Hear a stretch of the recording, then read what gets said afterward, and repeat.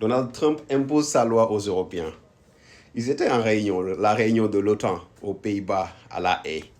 Déjà, du point de vue même des résidences, lui, il a droit au palais royal.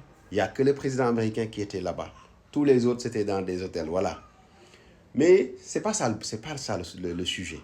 Le sujet, c'est comment Donald Trump les a imposés d'augmenter leur budget de contribution dans l'OTAN. C'est-à-dire 5% du PIB de chaque pays doit être injecté à des dépenses militaires pour se défendre.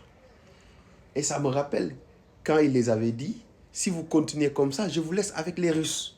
C'était une menace voilée pour leur dire que voilà, si la Russie ne vous a pas envahi, si vous osez parler devant les Russes, c'est parce que moi je suis à côté. Vous savez, avec son ton narquois, Trump n'est pas sérieux. Et maintenant là, il a imposé aux Européens de contribuer, c'est-à-dire de prélever 5% de leur PIB pour financer les dépenses de défense, c'est-à-dire pour financer l'OTAN. Mais Trump est très intelligent, parce que qu'est-ce qu'il y a derrière?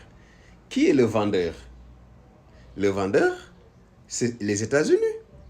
C'est-à-dire qu'il les demande d'augmenter le budget pour acheter des armes, mais ils vont venir acheter des armes chez lui, aux États-Unis. Donc, c'est une manière pour lui, en tant que businessman et président, de trouver des clients pour l'industrie d'armement des États-Unis. Donc là, les États-Unis, on sait nettement qu'ils n'ont pas de pitié envers les Européens. Les Européens n'ont pas d'argent. Les Européens ne savent même pas où trouver cet argent-là pour financer les achats d'armement ou la défense. Ils n'ont pas. Qu'est-ce qu'ils vont faire? Ils vont augmenter les taxes, diminuer les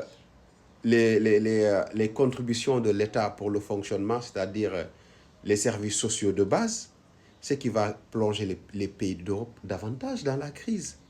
Mais Trump, lui, il s'en fout. Il a trouvé un marché pour ses entreprises. Donc, d'ici 2030, les Européens vont se tuer pour aller acheter des armes aux États-Unis. Les Européens vont réduire leur budget des services sociaux de base pour financer ces achats-là, au moment où les industries d'armement aux États-Unis seront dans le luxe parce que les commandes vont pleuvoir.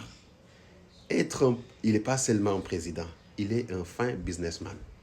Et parfois, il utilise la ruse pour avoir ce qu'il veut. Vraiment,